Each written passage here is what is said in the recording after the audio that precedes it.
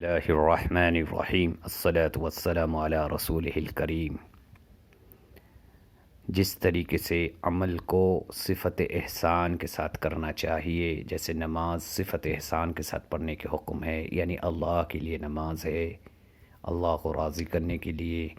تو میں اللہ کو دیکھ رہا ہوں، یا کم سے کم درجہ اللہ ہمیں دیکھ رہے ہیں، ویسے ہی درود شریف پڑھنا چاہیے، ایسے اللہ کو راضی کرنے کی نیت کے ساتھ۔ لیکن اس کے اندر صفت احسان کیا ہوگا کہ میں حضور صلی اللہ علیہ وسلم کی روح مبارک میں درود بھیج رہا ہوں،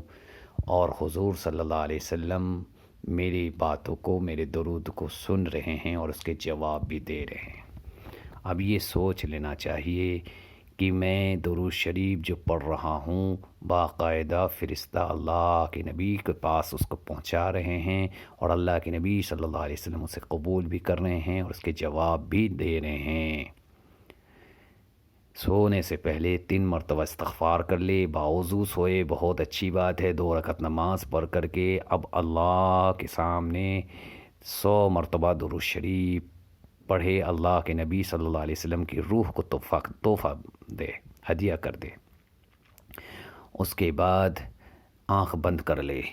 کعبۃ اللہ سے تھوڑا سا اتر کی طرف گھوم جائے، یعنی مدینہ تھوڑا سا، یعنی 431 کلومیٹر شاید، یا 471 کلومیٹر اتر میں ہے کعبۃ اللہ سے مدینہ، تو ہمارے یہاں سے تھوڑا سا گھوم جائیں گے تو ہو جائے گا، تھوڑا سا، زیادہ نہیں، اب اتنا بھی نہ گھوم جائے کہ مسجد اقصی پہنچ جائے، اتنا بھی ہو، بس تھوڑا سا گھومے، ہلکا سا۔ اب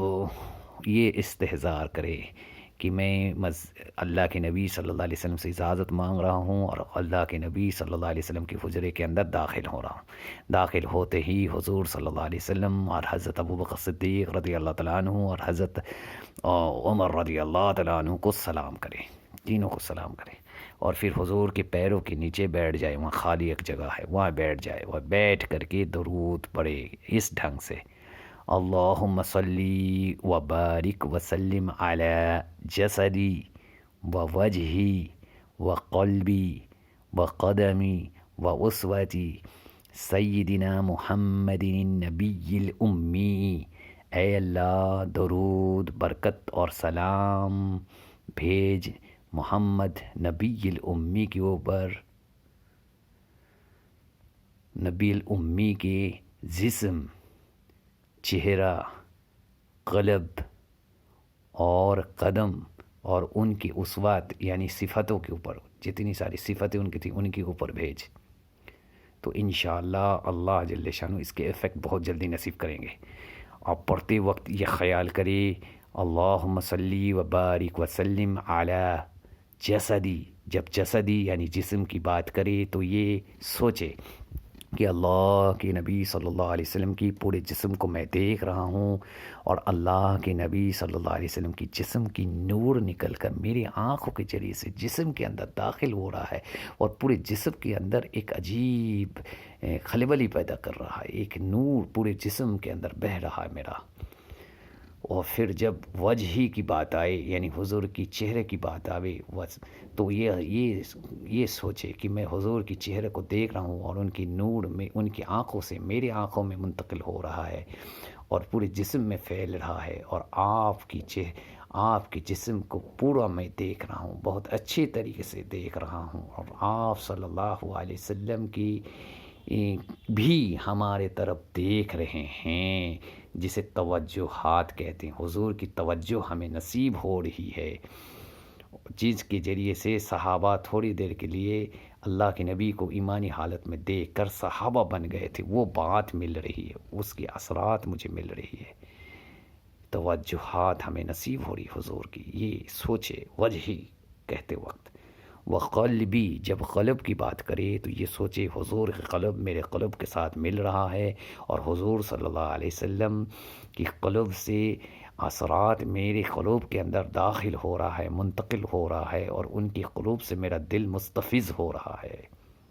اور میرے جسم قلب سے سارے گندگی، سارے خرابی نکل باہر ہو رہا ہے، اور نور سے بھر گیا میرا قلب۔